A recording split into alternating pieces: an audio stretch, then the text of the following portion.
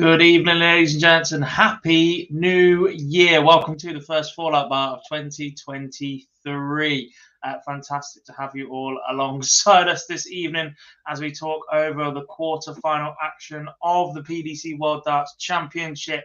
Myself, Jack Garwood, and Mr. Cam McFarlane joining me once again. I mean, brave wearing that hoodie, mate, but I'll let it slide. Yeah, it's not gone great today. I even shaved in the Minshew tax and everything, which I forgot until we just started on here. Just in my own face. Yeah, it didn't go so well tonight, that one. But it is what it is. I've just been desperately looking around the flat to try and find my on-ear headphones, but I couldn't actually find them, so I'm gonna have to go without. Yeah, I mean, I was wearing mine for the show earlier in the tournament because I'm traveling and home for everything, so I didn't fancy putting mine on. Yeah, that will inevitably be quite a big talking point of this evening. Good evening to everybody in the chat room. As it's the first one of the year, I'll say hello to every single one individually. Joe's in, Daniel's in, G's in, Matthew's in as well. Plenty of headphone emojis. I can't possibly think why. Stephen's in, Craig's in as well. Good to see you guys. Bob's back. Lovely to have you, mate. Matthew Macy, Yankee Clippers in as well. Looking for some new names. Kieran Randalls is in. Jack Nolte's in as well. Tommy, Catherine Downey. Yep, you'll bang on. Colin's in as well. HJV, Happy New Year to yourself. James Borden's in. Rob, SAFC's in. Lee Seymour's in. He says a Minnesota Vikings fan here myself. Lucky boys this season. Not so much today, though. Well, it's lucky all season. Are they 12-2 or something at the minute? I saw a stat that was if you reverse the outcome of every one-score game in the NFL, they'd be like 13-0, 0-13 or something. Yeah, they're 12-3, but they are looking like they're about to go 21-3 down to the Packers, which is a bit of a surprise result because the Packers have been absolutely toilet all year. But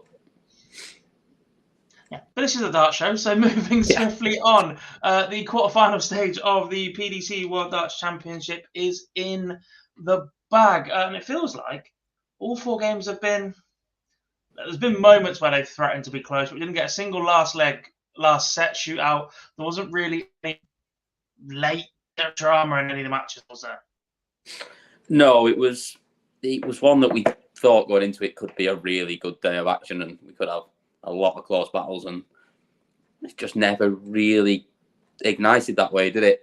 The first match was the closest of a lot, and to be fair, it did look like that one could have gone long, but yeah, other than that, it was a little bit of an anticlimax today. Well, yeah, you say that, but then it wasn't. We've got stuff to talk about. Yeah. We've got a very, very interesting semi-final lineup. Perhaps not for swashbuckling everybody smashing in 10+ averages, but for very contributing factors as well. I think the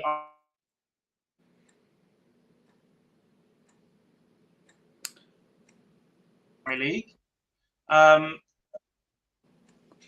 There's plenty to unpack from today. Just the on-the-hockey action possibly didn't live up to quarterfinals of the World Championships. Everybody at their A game that you would have hoped for on this occasion. Yeah, and that's it, isn't it? I mean, but it's tough to go and do it on this stage, especially when you get into the business end of it and to perform to your very best. There's a lot of pressure on everyone up there, and it's not easy to perform at your best. And sometimes a win is more important than the performance, to be fair. Yeah, it is indeed. Before we get into the action, a couple of big thank yous. I want everybody that joined us throughout all of the shows so far. Another to everybody that is subscribed to the channel as we hit the milestone of 30,000 subscribers as the new year turned. It's a couple of hours just before that. So the team are really, really chuffed for that. So we really do appreciate everybody's support, especially if you're involved in the chat. And that means you're 100% a subscriber because that's the mode that we have. So yeah, appreciate the fact that all of you guys are here. If you are here, do just drop us a like on the stream as well. That really help us out, and go and follow us across all of our socials as well. Our TikTok right now is absolutely flying, and I'm not going to pretend I'm young enough to understand how or why, but it's still a great time to waste a few hours. So if you fancy having a scroll on there, make sure you're following us on there as well. Happy New Year to a couple of people that have joined the stream since we got underway as well.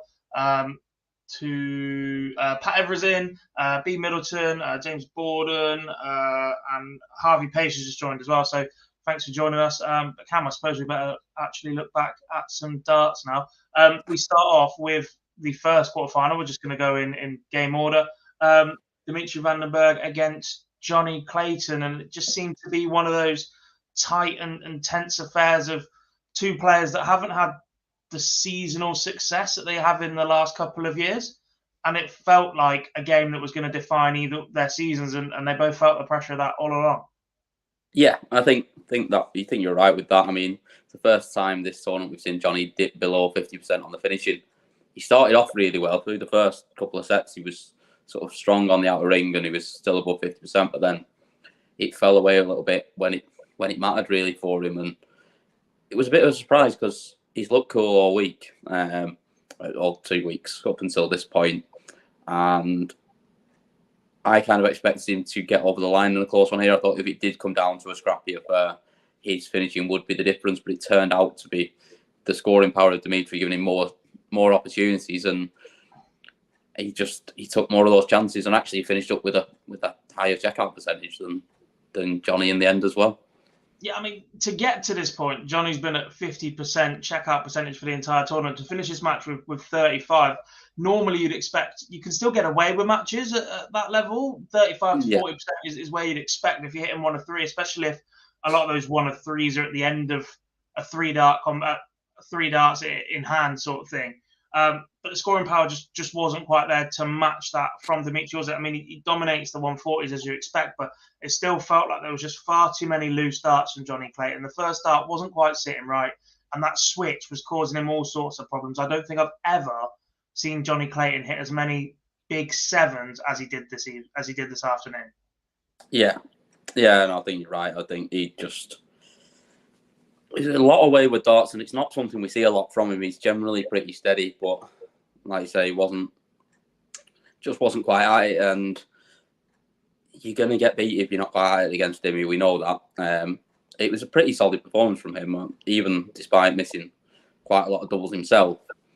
I mean, the 180s were absolutely flying in, so he gave himself enough time and enough opportunities that it made it a little bit easier for him, and probably took the pressure off a little bit because he knew he had time to miss and could still come back and take the legs. Yeah, he did indeed. Pivotal moment, the end of the sixth set, Johnny Clayton misses darts to take a 4-2 lead. Dimmy instead levels up at 3 apiece, and after that it seemed to just be that little bit of one-way traffic. Dimmy breaks pretty early in the following set, takes the set against the darts, and in the final set you thought Clayton had done all the hard work, misses another 5 darts to keep himself in the match and force a deciding set, and Dimmy just runs away with that final leg as well. It just seemed to be that for all Clayton's brilliance and everything that we have expected from him over the last couple of years, he struggled a little bit in the back end of this year. Performances at the start of the tournament were very, very good, mid-90s, very, very good on the doubles, but tonight it almost felt like the timing let him down and he was exposed a little bit because of that.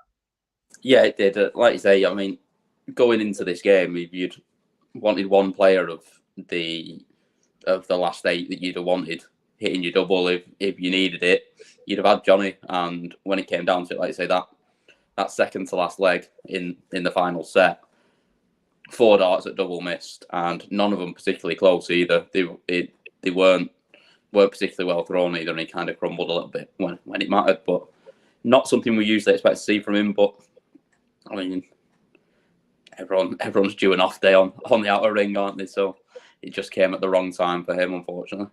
Yeah, in his first ever World Championship quarterfinal. There are some wider implications potentially for this match in terms of where these two are placed in the world and the seasons that they've had. Potentially, there's a couple of people talking this up as what was a Premier League shootout as well as a World Championship quarterfinal.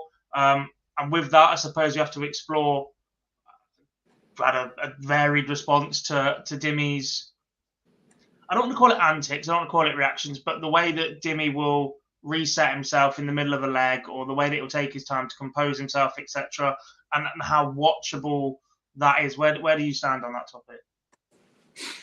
Yeah, I don't know. We've discussed this before in terms of what we think that is and whether it's for his benefit or whether it's sort of for the other player. I I do think it is just something that he feels he needs to do when he's up there. I don't think it's really gamesmanship. I mean, we saw him do it after taking out a big check out at one point and then take his time to then go up to the hockey and start the next leg. And I think it was more for him because he kind of got there and then went, no, actually, I need to reset and start again here. And then fired in a 140 or 180. I think it worked for him, however he did it anyway. It's not great to watch. I mean, that's the wider implication. Look, I think we've discussed this a fair few times on the live lounge in particular, and then we do unpack it a little bit whenever we see Dimitri play. There's always going to be that throwback moment for me to the Grand Slam a couple of years ago, group stages. He was smashing people up 112 averages for fun or something ridiculously high, where he was just free flowing, let the darts do the talking, and then he started messing around with paces a little bit later in the tournament and that sort of thing. And because we know he can do that, because we know that he has those moments, and we've seen those releases even today. There was a moment in the second set where he gave it an almighty roar and then realised what he'd done, as if to say, I can't be seen doing that. It sort of felt like, oh no, I've just done that in front of a camera. Now I've got to step back and do it. That's how it feels as a viewer, I think, sometimes coming across, because the natural reaction is to give it that roar and to let it explode. And we have seen that on the hockey. And I guess that's the other argument we've been having on social media, and people always have, is the Premier League is about more. And look, Dimmy is at an advantage in the fact he speaks 5 languages. His walk-on is very, very entertaining. He fits the image of a dart player that Sky and the PDC want to start going down to try and attract bigger and bolder sponsors to move the sport away from the image of your average pub player, mid-30s to 40s bloke with a bit of a beer belly on and whatever else. Dimmy ticks all of those boxes. But is his on the hockey persona now working against him in that regard?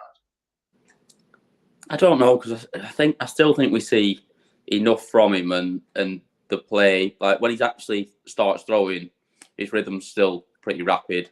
I don't really think it does. I still think what he gives you, and he's a big 180 hitter. He'll fire in the big finishes. It's exactly what they want in terms of that crowd for the Premier League. And like you can get that with Peter Wright, but I suppose you get the walk on with Peter Wright as well. You get the entertaining comments afterwards, which we're going to discuss on Dimmy again in a minute as well. It's almost like they're mini versions of each other. Just Peter Wright doesn't take that moment to do his best Mr. Miyagi impersonation, for want of a better phrase. Yeah, I don't know. But yeah, when we're getting into the post-match, and the do you know why you said post-fight? Because the way he took the mic was like AJ taking it in after the Usyk fight, isn't it? Exactly that. It was, and I mean, I almost think you've just got to be a little. I think someone just needs to be a bit stronger and say, no, actually, you're not having the mic. The sin is to give any dart player the mic on the Alexander Palace stage. We've seen it with Barney and Bunting. We've seen it with Gurney. And now we've seen it with Dimitri Vandenberg. Do not let them just take the mic. Michael Bridge, that is on you. That's it. Keep hold of that mic. All right, let's see what happens when we put a few more mics in front of him. Though this is Dimitri in his post-match press conference after his 5-3 victory over Johnny Clayton. We'll see. At the moment, I'm just doing my thing. I know I can step up. I know I can hit 13 dart legs. I know I can hit 12 dart legs or lower. I really want to make history as well by being the first player hitting 2 9-darters at the World Championship. But yeah, as always, step by step, game by game, set by set. We'll see. I'm not afraid of anybody. If Dimitri rocks up the way he can, everybody has to fear me. It doesn't matter how good you are. I can hit 13 dart legs, 12 dart legs on a row. I'm working hard. I'm practicing hard. Everybody around me is supporting me so much. I've got the right thing around me. There is no reason why I couldn't. I'm just 2 games away now from making my dream come true. And I really hope that it keeps going the way it's going, my way. Just to add to his antics on stage, he's now referring to himself in the third person as well. I don't like to sit here and bash people, especially not when they've just won one of the biggest games of their career. But third person, I don't agree with. is No. counted. Talking about wanting to be the first player to hit 2 9s in the same tournament is bigging up the amount of times he hits a 12 and 13 data. Well, they're different visits. Let's count. And yeah, I think everybody hopes that their dream just continues, to be fair, but they've got to say something in interviews. So you can't expect absolute war and peace from them, despite the fact Dimmies tend to last just as long as that book does. Into the second quarterfinal of the afternoon. And it looked like this was going to be a pretty comprehensive win for Michael Smith. There was a moment where I turned to social media and said the composure's completely different. He looks like a different man. It's going to take something spectacular to stop Michael Smith. Can see plenty of Michael versus Michael finals in the future and going ahead. And then all of a sudden, Stephen Bunting just started to reel Michael Smith in a bit. Bully Boy gets over the line in the end, but by his own admission, that was not the best performance we've ever seen from Michael Smith on the World Championship stage. No, it wasn't at all. Yeah, it seemed absolutely done at 4-1. I think we're all thinking, right, this is an early end to the session, and we'll get on and prepare for the evening. But all of a sudden, like I say, Stephen just came back into it and looked dangerous. I mean, anytime he leaves himself on 160, it just looks like it's going as well. It just looks like it's just the easiest shot in the world for him. I was surprised when the second one didn't go in, to be honest, with how he was playing at that point.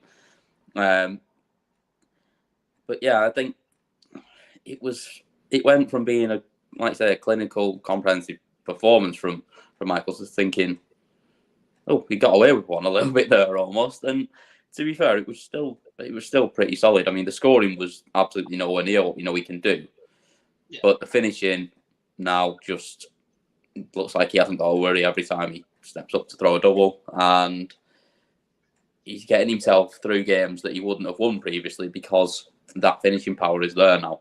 That hasn't always been his biggest asset. Even when the set started to go away from Michael at 4 and up 4-2, 4-3, etc., it wasn't his finishing that I thought lacked the composure that was the reason that was letting Michael Smith get away from it. He was just being outscored and outplayed. There was a little moment of petulance in there from him, which I thought we'd start to see out of his game, but I think that's a little bit of frustration. You can forgive it occasionally. If it's in every game, then I think that's where it's going to come from. There was frustration that he wasn't off the stage and job done. But in general, in terms of finishing, look, Bunting has had 58 attempts at a double. He's missed 44 of them. Bunting has missed 10 more darts at a double than Bully Boy has attempted in the entire match. That is a ridiculous stat. And that just goes to show how well Bunting has played. But every single time that last dart in hand combination didn't go for Stephen Bunting, Bully Boy was picking off the finishes. And it wasn't single dart, I've already missed at it. It was 2-3 dart combinations. There were so many 41 to 80s in there where it was just bang, single, double, single, double. It never looked like there was going to be anywhere else. And that's the biggest upturn in Michael Smith's game, I think, that we can pinpoint. He's been in 4 major finals since the last World Championship. It's strange to bet against him to be in another one right now as well, because we know he's got that extra level of scoring power if and when he needs it tomorrow.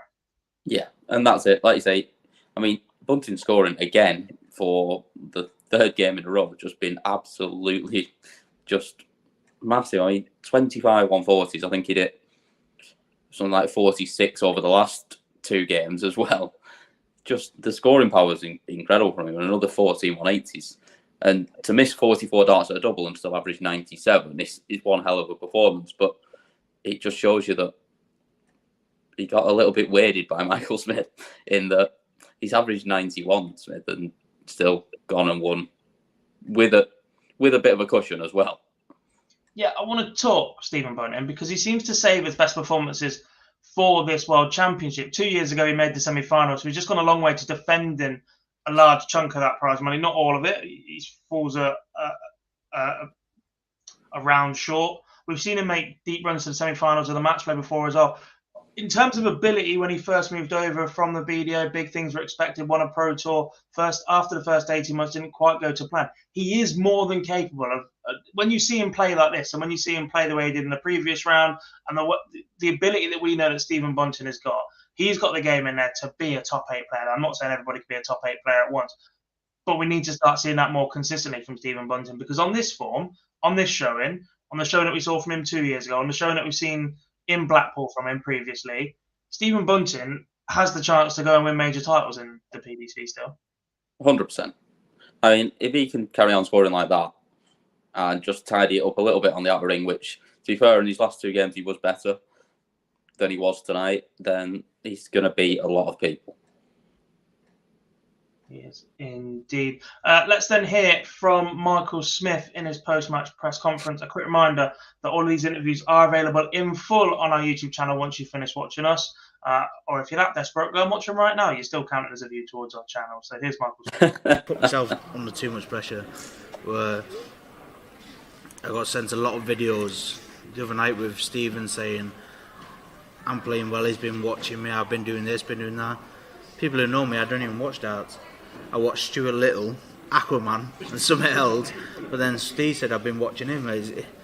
I just wanted to go on that stage tonight, and I wanted to, don't get me wrong, I wanted to embarrass him on stage tonight, thinking, I wanted to tell myself, why does he even think he's got a chance? I just want to embarrass him off the board, but didn't go as planned. But I still got the win.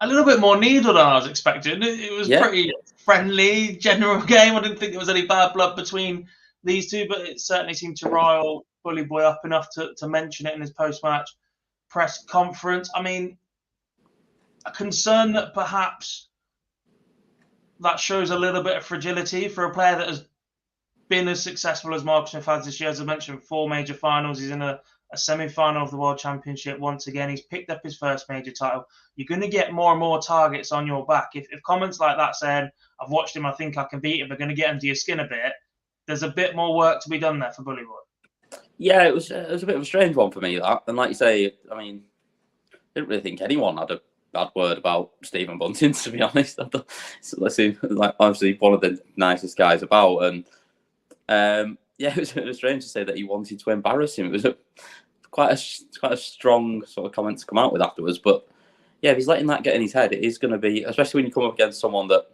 does give it a bit more than Bunting does in terms of mouthing off before the game. And if that's going to rattle him a little bit and, like you say, throw him off his game to the point where he's ended up giving away an extra couple of sets that he shouldn't have given away, it is a little bit of a concern. Yeah, talking of rattle, we're going to move on to the next game very, very shortly. Just a quick question in the chat room from Landa. He says, has Dimmy ever hit a 9-dart in a World Championship? Why is he saying he'll be the first to hit 2 of them? He's never hit a World Championship 9-darter, but because 9-darters are so much more frequently occurring than they have been in the past, when they were worth an awful lot of money to sponsors and to the players for hitting them, and much like a 147 back in the days who have £147,000 in snooker. The partner of the PDC have offered a share of £100,000 to anybody that hits 2 in the World Championships. So that's why they're all aiming for 2. Going Price very, very nearly pulled it off last year, didn't he? Hit one just on this day, I think it was, a year ago in 2022, which still sounds weird to say on the first day of the year. Speaking of Gerwin Price, match number 3, absolutely demolished by the German number 1, Gabriel Clemens, who looked imperious up on that stage, like he'd been putting these sort of televised performances in his entire career, like we've never ever questioned his ability to win up on stage, like he was the player with a higher ranking. He dominated the hockey, he fell for absolutely no antics, and at absolutely no moment, despite everything else that was going on during this game, did Gabriel Clemens look like he was going to lose this match after the second set. No, he didn't. Like, it was just, like you say, it was just clinical. He never looked rattled at all. Like, and every set was won comfortably. And this came off the back of him getting absolutely railroaded in the first set, where he averaged 104 and didn't get a dart at double and lost 3-0. And you're thinking, he's in bother here. He might not get a dart at double all game the way this is going, and then goes and does that. And yeah, like I say, never looked rattled, whereas Gezzy's now lost his rattle because it's flown straight out the pram as well, looking at his Instagram. Yeah, well, I have a copy of that to show to people that perhaps may not have seen it so far. We'll get on to that in a little while. I mean, that first set from Gezi, you're looking at it going, this is what we've been waiting to see from you. 15, 12, 15, 107 average, I think it was. It was the performance we've been waiting from Price, who hadn't quite produced it yet. Everyone was saying he needs to up his level. There was a chance that he could be caught out here. You start like that, you think maybe that's enough to scare Clemens off a bit, given his history on TV. And then the second set is a huge response from Gabriel Clemens. And he just runs away with it after that. Yeah, and he completely outscored him. And so even when he did have a wobble on the doubles, because he did quite a few times, but it didn't matter because he had 3.5 days until Gezi got down to a finish to worry him anyway. So he could miss at will and still go on and win the legs and keep taking them out. And he was just really, really good at the start of every leg, and it just gave him so much time. And to be fair, the longer it went on, the more and more comfortable he looked, and he didn't look like missing at the end. Yeah, I mean, there aren't many key points to talk about in this match, and I appreciate that despite the fact Gabriel Clemens has just become the first German player. He was already the first German player to reach a quarterfinal. He's now the first German player to reach a semi-final.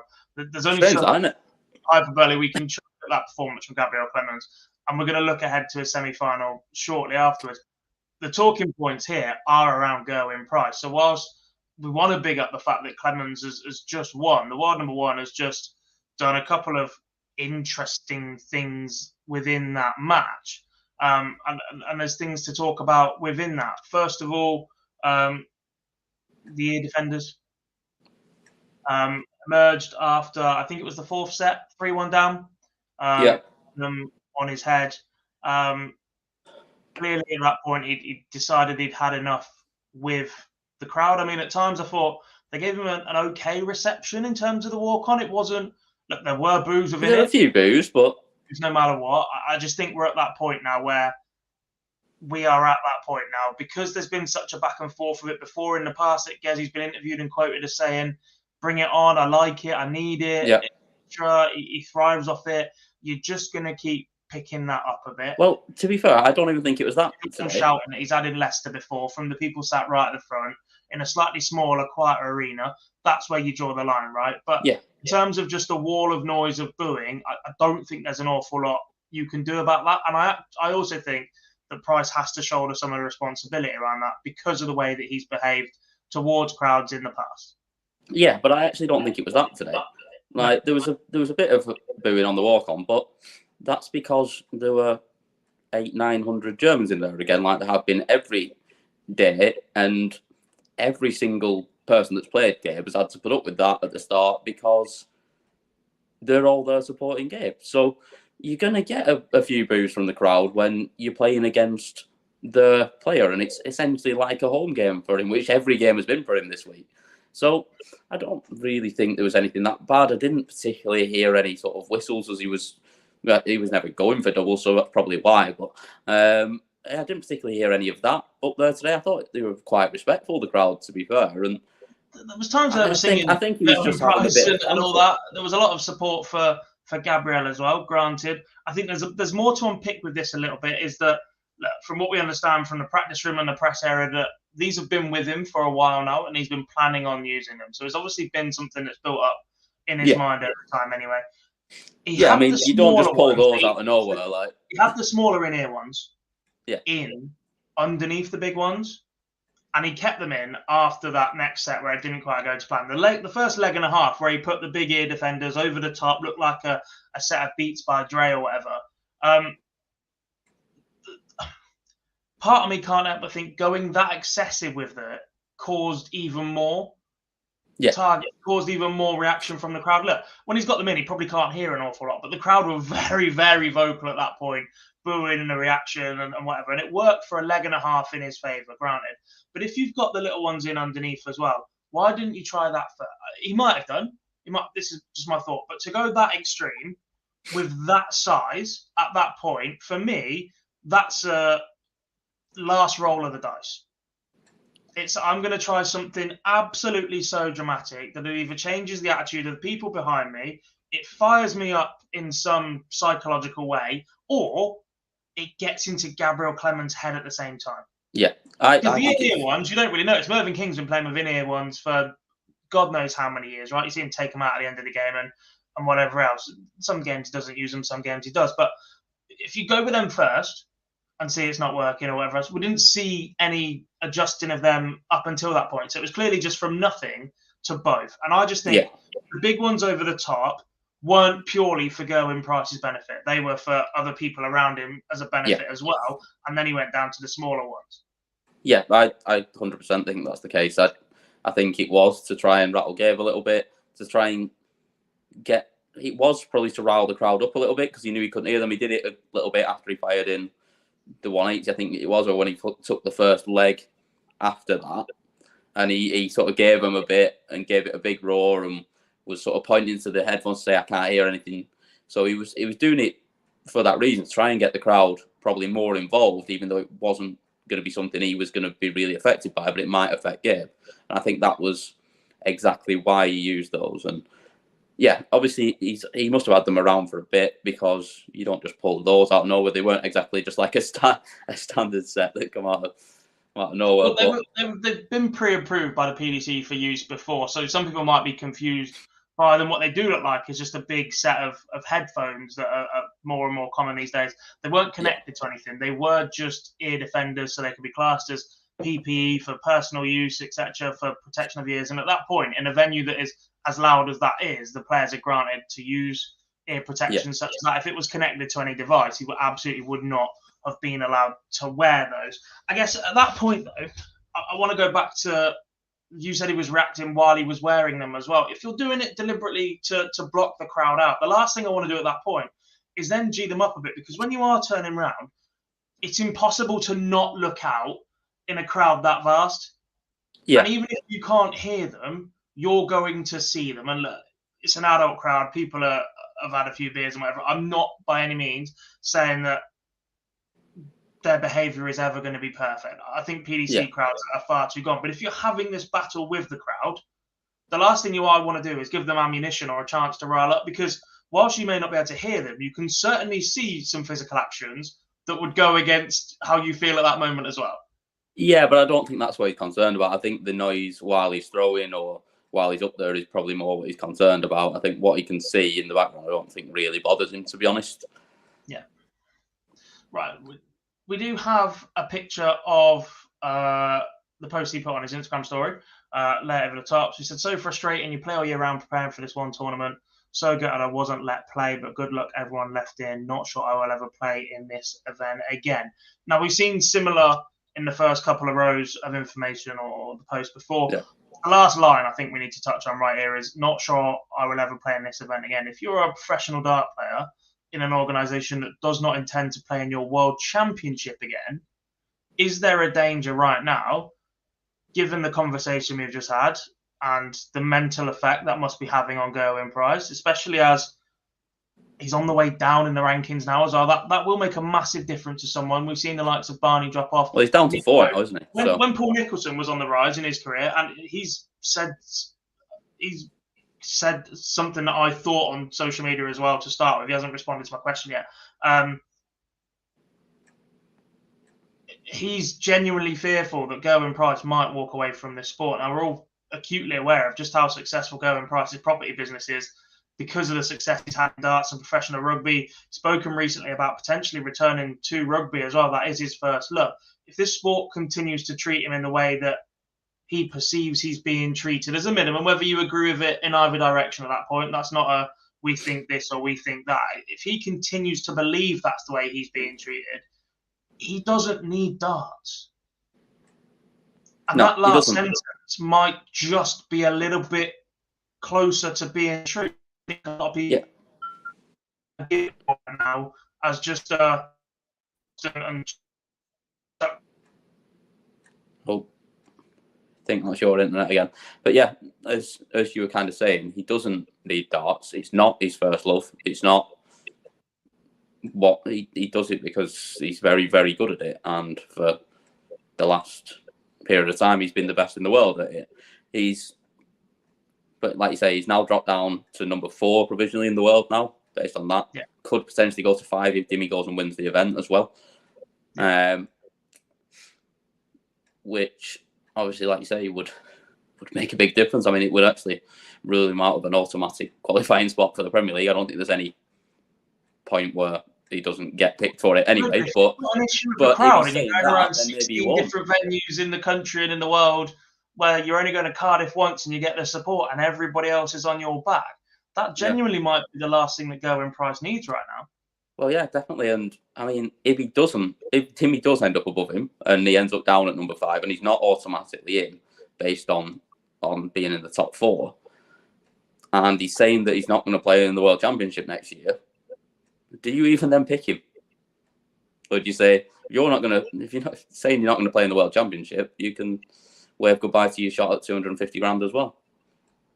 I guess the other thing to consider is that as long as he does continue to drop down the rankings a little bit, not only have you got that battle with yourself and the ability and to climb back up, and that battle for one that's been raging all year with Peter Wright, it looks almost set that he's going to lose that right now. I think Peter Wright is staying 1-1 after this tournament unless Smith or MVG win the title. So Gerwyn Price will not be in that position at all.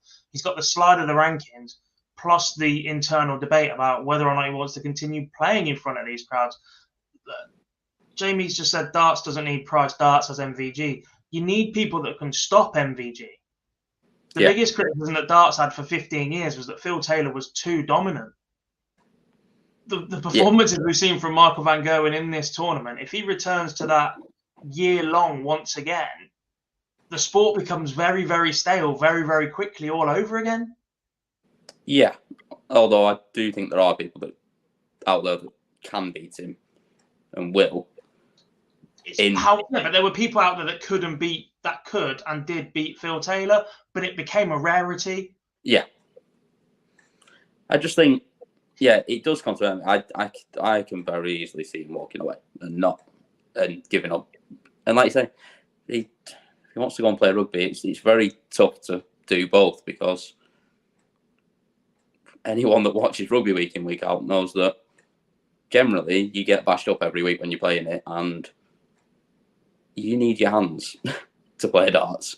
Yeah, you do indeed. Right, I appreciate that was an awful lot of talking about Gerwyn Price. That when the former world number 1 and world champion has a performance and a statement like that and produces something we've never seen on the stage, that does become the talking point. We're going to hear from Gabriel Clemens now speaking in his post-match press conference. No, it's the important thing was play after Christmas. That's really good. And play after New Year, it's amazing. And now at semi-finals, it's no words. Just keeps getting better and better for Gabriel Clemens. We move into the final game of the evening session, and once again, this was pretty much wasn't pretty much one-way traffic. It was one-way traffic, unfortunately, for Chris Dobey. He picked up just 3 legs in 5 sets against Michael van Gerwen.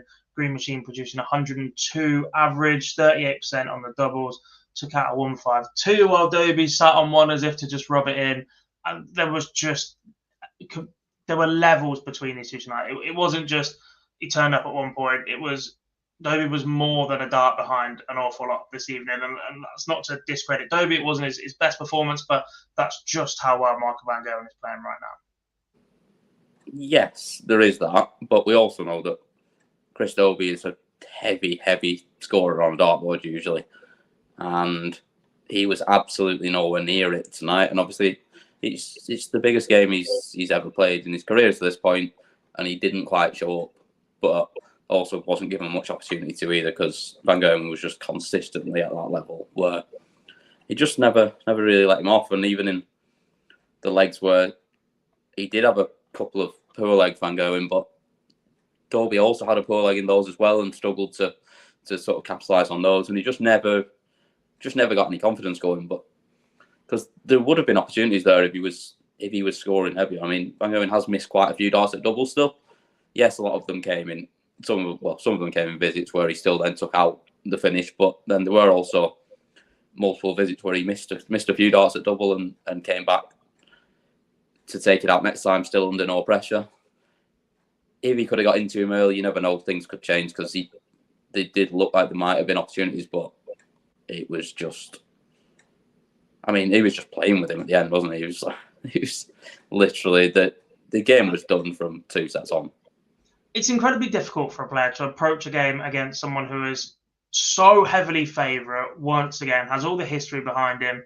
Dobie's in the biggest match of his career at that point. We're fully aware of the level that Dobie can produce. Whether or not he's got that close to repeating that on TV often enough is a different matter. But constant pressure against the tournament favourite. I mean, you tipped an upset at one point on this show, but only if Dobie got off to a good start. And that was just completely taken out of his hands once again. And once you're chasing somebody as good as Van Gogh, every single dart that doesn't go where it's supposed to just puts you further and further behind the 8 ball in this regard, because Van Gogh he's a ridiculous man when he's chasing you down and got a bit of momentum, but as a front runner, there's no relenting.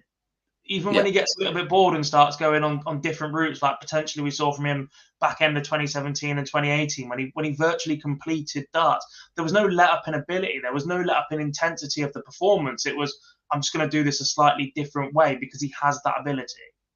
Yeah, and I think for me, like I say, yeah, I did say, but I said with a massive caveat that he had to win the first set if he was going to get the upset, and if he didn't, then it could very easily be done 5-0, 5-1. And there's a big moment in leg 4 where Van Gerwen was faffing around. I think he'd missed sort of 4 or 5 darts at a double, and Dobie had an opportunity on 59, something like that, and missed 2 darts at double to level up at 2 each, and that would have given him a chance. It would have been against the darts still in that final leg of the first set, but it would have given him an opportunity if he could have just fired in a 180 to start the leg, like he was doing against Cross, when in the big legs he kept kicking off with a 180 and giving himself a real good opportunity. We could have seen a different game, and we would have seen Dobie's confidence rise. He probably would have played a lot better, but he missed that opportunity, and so all of a sudden he's 1-0 down, and he just never got into the game from there. Right. Let's just hear from the Green Machine, I guess. There's not really a lot more to say in that. There was a gap between the performances, and there's a gap between the amount of prize money they're going to take home, because Marco van Gerwen is into the semi-final of the PDC World Darts Championship. His air defenders was behind him, and I only said to him, you don't have the balls to put him on the air, and he did. So I just was trying to wind him up, but in this position, with his capability, with how big he is in darts, I would have done it, but he's been going through a rough period, and that doesn't always make it easy. So, yeah, players. I don't think. Nah, it's never been done in darts before. I think. And also, guess he doesn't need him, but he's a bit in a tough period at the moment, so he's trying to think about things. But he shouldn't put himself in that position. But that's darts, unfortunately. There's a very big grin on Mr. Barr's face in the back end of our streaming software when I just started playing that clip, because he hadn't pre-warned us what was going to be spoken about. We knew exactly what he was doing, asking Van Gerwen about those ear defenders, and I think he got exactly the response he was expecting. But in terms of Van Gerwen at the minute, he is back to that relaxed, jovial character. I mean, even when he was struggling, he was still saying the right things. If I play my A game, everybody's scared of me, etc. And I think that was shrugged off an awful lot because he just wasn't getting anywhere near that A game. Or if he did it for a round, and then he dropped off to an 80s, low 90s performance the following round, and you had absolutely no fear he was going to back it up at that point. However, now that that's back, and the fact he's continued to keep that mentality and say the same things, people are like, hang on, you actually believed that a few years ago, and now you're still playing like this? Like, it's almost like even if the mentality did change, he was saying the right things that nobody believes it did change, and nobody believes there's a vulnerability in him again because he's decided there isn't. Yeah, basically that. And we saw it on stage as well when he was interviewed afterwards and got told that Dimmy's confident ahead of it. What's that, sorry? And he didn't take the microphone. Apologies, I just had to cough. Yeah, but he didn't take the microphone, but he was told that Dimitri's confident ahead of tomorrow, and he said, "Oh, he's confident, is he? He won't be tomorrow." That's like he's got that, like you say, it's that little cheeky edge, and he just kind of almost knows he can do whatever he wants right now and say what he wants because he's backing it up every single time he's going up there. Yeah, 100%. Speaking of tomorrow, let's look ahead to the 2 semi-finals we have here at the Alexandra Palace. Starting, they're both in the evening, aren't they? Have I made that up? Yes, they are both in the I'm evening. not sure what order they're being played in. One's got 7:45 for Smith, Clemens, Vandenberg, And then Van Gogh, and then TBA for the other one. So yeah, which probably means later on because Van Gogh's your big draw now, so he'll be the prime time spot. yeah, But we're going to go the order that I've got them on my screen. So we're going to go Dimitri Vandenberg against Van Gogh in first. Reminder, race to 6 sets now. yep. Chat room get involved as well. We've still got plenty of time, and I might even get all your predictions up on screen if I can click them quick enough, depending on how many of you guys get involved. Vandenberg, Van Gogh, score predictions, go. It's a tough one because I do think. No, I don't think. No, I think Van Gogh wins. It's easy. I think the biggest concern for me in this game for Dimmy is if he tries to faff around and slow it down, because you can't slow Van Gogh down. Like, yeah, even if it takes him, even if you slow him down getting to the hockey, once he gets there, his rhythm is exactly the same, and he throws all 3 darts the same every time. So it doesn't affect him. It's not going to make any difference. If anything, it'll just piss him off a little bit, and he'll play better because of that. And he just want to beat him even more. I think he wins. I'd want to see I want to see close games, and I just don't think we will. I think he wins 6-3, being generous. I think we see similar. Dimmy's more than capable of producing those ridiculous moments, especially on his own set. And I think I'm going to refer to him as a kid, but he's the same age as me, and he's definitely not. He's got bottle, and he's got those moments of composure. And if he was still throwing with the darts that Target had made him when he first made the move over, I'm not even sure he would have made it this far, but I definitely wouldn't be backing him to pick up an awful lot tomorrow.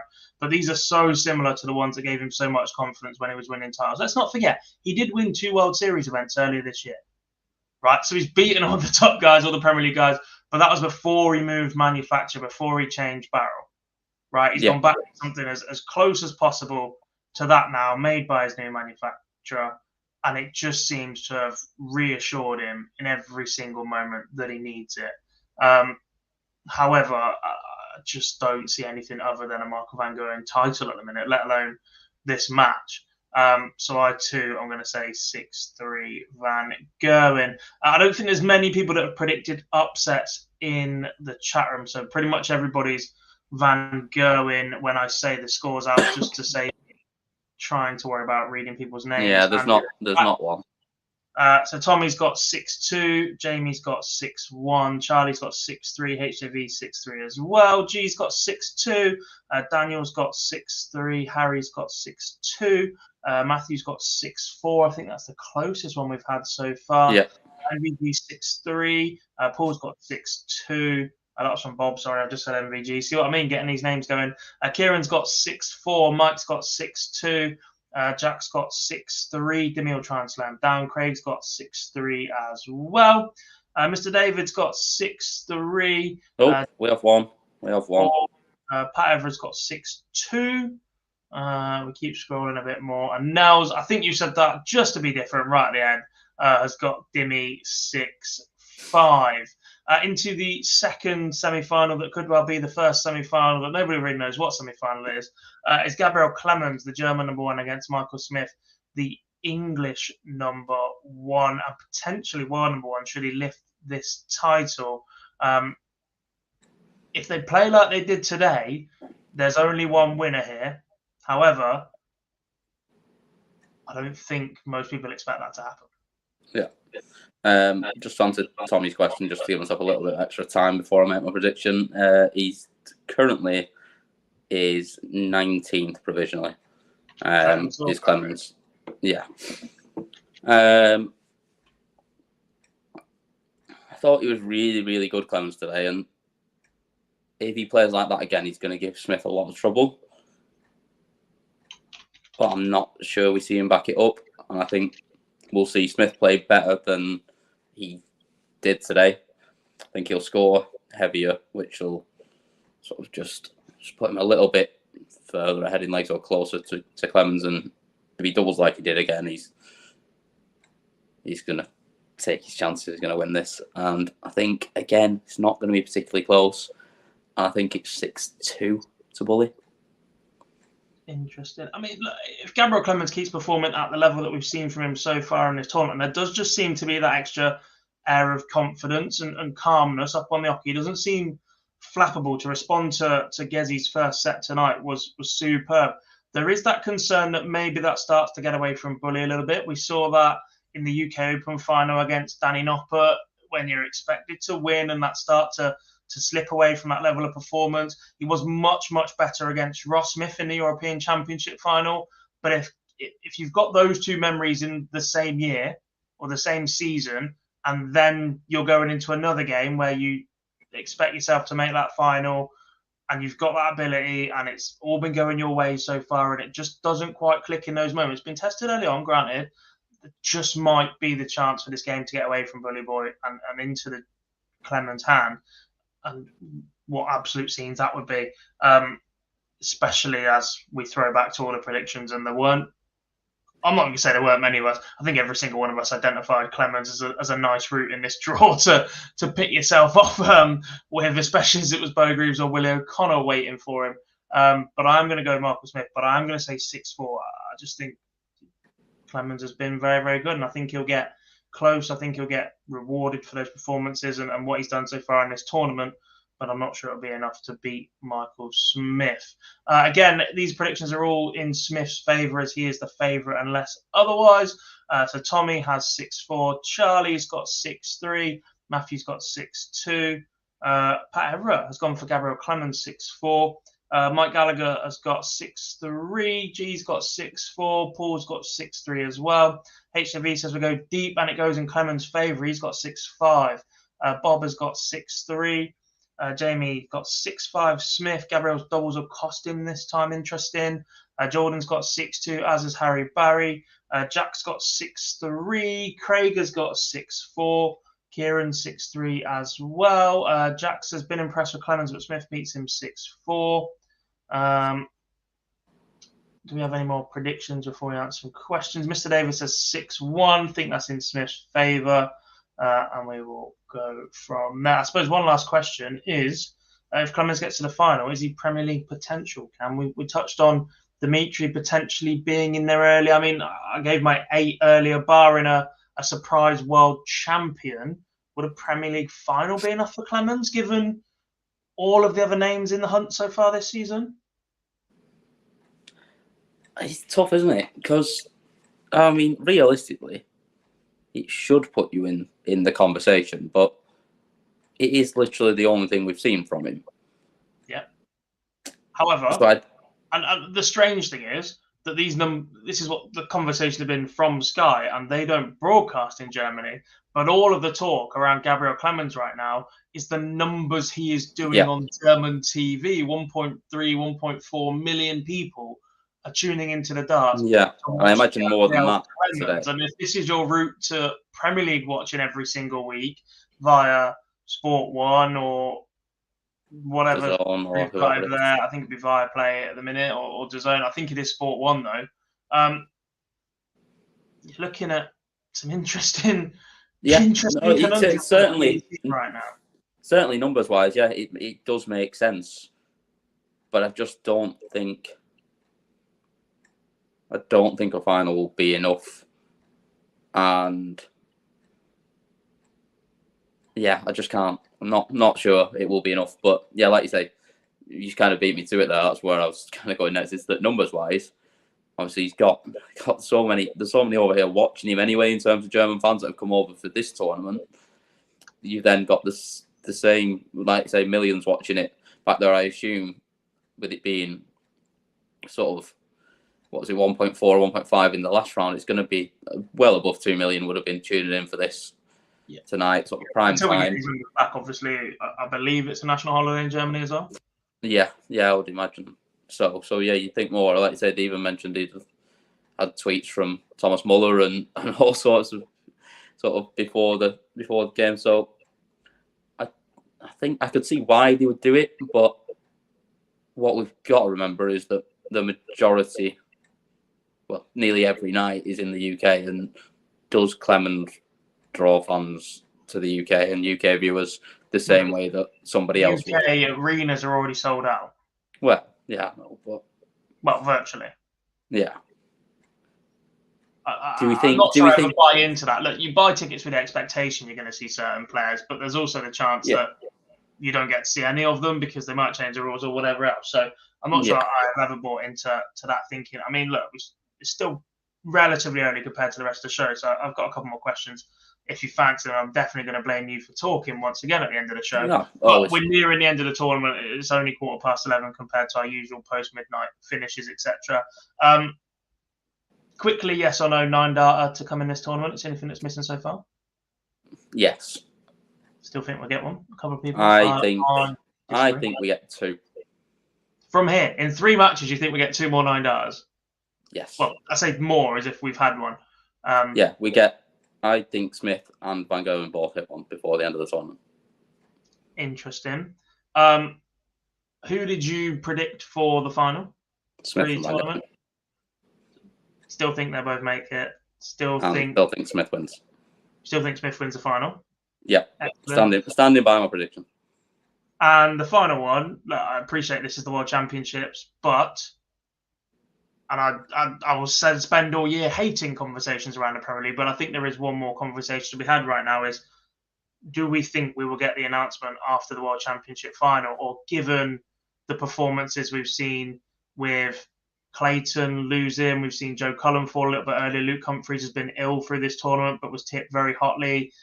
Nathan Aspinall falling a little bit early, but was in contention as well. We've got Dirk van Dijvenbode in contention. We've now got Clemens going deep, Dimitri in there as well, Danny Noppert, Ross Smith.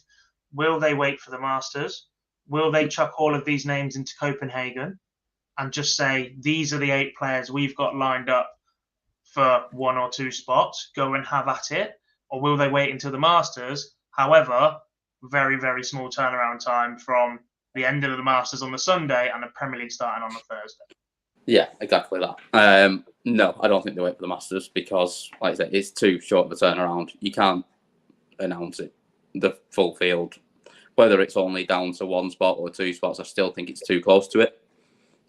So I don't know if we'll get the announcement straight away. We were discussing this in one of the other group chats I was in earlier on whether we would get it straight afterwards or not. I don't know. I suppose it depends. If Clemens makes the final and then could potentially go on to win it, I don't think you can announce it straight afterwards because I think there's going to have to be some thought process around whether he gets in or not.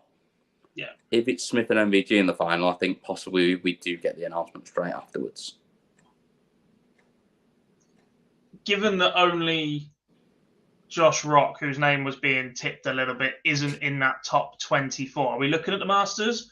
I'm actually looking at Phil in the background here. Or are we looking at using the couple of spots left for Bahrain and Copenhagen and getting it done that little bit earlier? Yeah, no, I don't. The Masters for me, it is just too late, I think. And like you say, I think it's too soon for Josh Rock as well. As good as he's been this year. I think it is. It was just more looking at where he is in the world ranking. Obviously, no, he's not going to be there anyway. There was talk of it. If he'd gone deep, if he'd beaten Clayton and was in that match against Dimmy and whatever, if he was in Dimmy's position right now, there's a serious calling for Josh Rock. Definitely. I don't believe so at the minute. I think it is too soon. If there was a bigger format, if you go in 16 players and 8 and 8, I think I'd chuck him in as one because he's playing every other week. And you're in different environments, etc. There's multiple different things I think you could do with the format.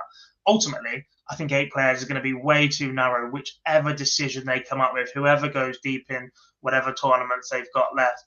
There's still going to be calls for Danny Noppert, Ross Smith, who both won majors last year. That was never a criteria. It was sort of unwritten, no longer seems to be used at all. And there's going to be outcry when those two don't get in at all anyway. But when you look at the wider field, the top four are pretty much set. But if Dimitri sneaks in there not unexpectedly, by winning, that pushes Price. That's 5 of your 6 done, 5 of your 8 done at that point. Rob Cross is world number 6. Repeatedly said that he doesn't want it, but if he's offered it, will that change? Will the PDC not offer it because he said he doesn't want it, etc.? How do we decipher what's going on there? You've got Johnny Clayton. Can you not put Cullen in? 8. You've got Cullen, who made the final last year. He went within a dart winning it. Can you not However, put him in? the year before, when Jose de Salles went to the final, he didn't get called up again straight away. You've got Nathan Aspinall, who's been to 2 finals this year. Can't see James Wade being included this year. Dirk van Dijvenbode is incredibly entertaining. Everybody loves the walk-on. Potentially needs to win more of his B game, I guess, but blown away by a very, very good Van Gerwen. I think most people have done that, and to be drawn on that side of the draw is a bit harsh for people. You look further down, Ross Smith's won a major. I think Dave Chisnell's performances this year in terms of ability and performance have been in contention. In terms of what he's won, perhaps not. You look at the old guard. If Gary Anderson is going to disappear, do they give him one last dance? Barney's off to a World Series. Yeah, you do talk too much, you ask. But I just think it's interesting to unpack at a minute in the fact that the field has narrowed, and we've just listed God knows how many names, and actually you can make a case for pretty much every single one of them to be in the Premier League at some point this year.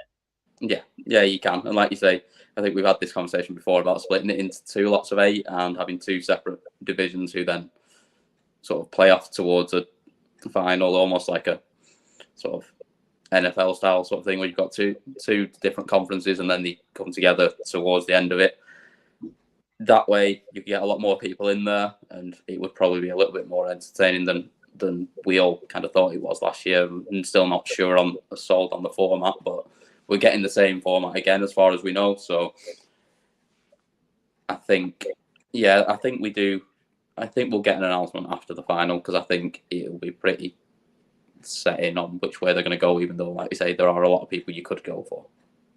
Be interesting to see what plays out. Obviously, the most important thing is we do crown the new PDC World Darts champion. I mean, it certainly looks like Michael Van Gerwen is heading for his 4th PDC World Darts Championship title, but plenty more of action still to come. A big thank you to everybody that's joined us in the chat room this evening. Yes, Lee, big thanks for that reminder. The Motor Super Series returns to action tomorrow. It is back for 50 weeks of the year once again. So if you want to catch some darts during the day, head over to the Motor Super Series YouTube channel or the Sporty Stuff TV.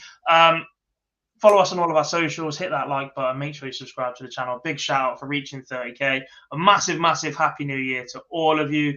I hope 2023 is mega for you. I hope the Eagles continue to get bashed, Cam. And a big thanks to everybody for watching us this evening. We will see you all tomorrow when we will know who will take part in the World Championship final.